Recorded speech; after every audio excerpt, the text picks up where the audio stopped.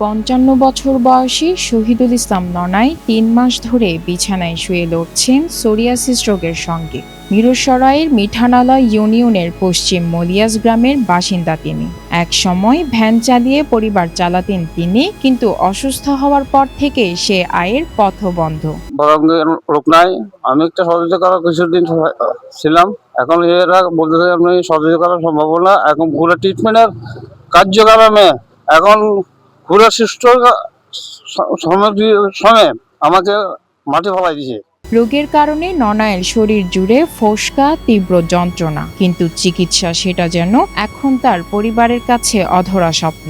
চিকিৎসকেরা জানিয়েছেন চিকিৎসা শুরু করতে লাগবে প্রায় ১ লাখ টাকা। উনি স্কিন সোরিয়াসিস রোগে আক্রান্ত।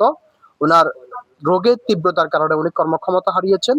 ওনার পরিবারের সদস্যরা আছে যারা আয় রোজগারের উপযুক্ত না, যার কারণে ওনার মেয়েরা পড়ালেখা করেন।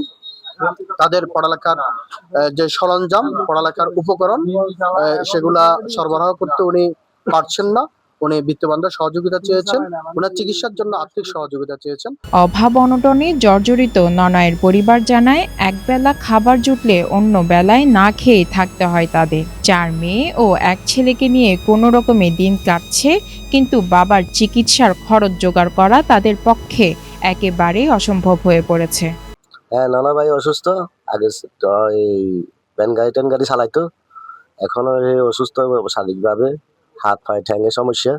সরকারিভাবে যদি কোনো সহযোগিতা পায়, আল্লাহ দিলে সুস্থ হয়ে ভালোভাবে আবার কর্মজীবনে ফিরে যেতে হবে। অসহায় শহীদুল ইসলাম ননাই আজ অপেক্ষায় একটু সহায়তার, একটু মানবিকতার, যেন আবার উঠে দাঁড়ানো যায় জীবনের পথে।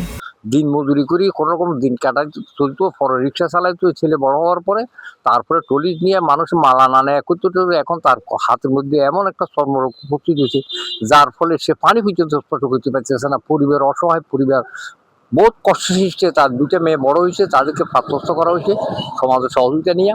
বর্তমানে তার চলার কোনো উপায় নাই। মিরসরাই প্রতিনিধি নূর হোসেন মিয়ার পাঠানো তথ্য ও ভিডিও চিত্রে ডেস্ক রিপোর্ট, নিউজ টুডে।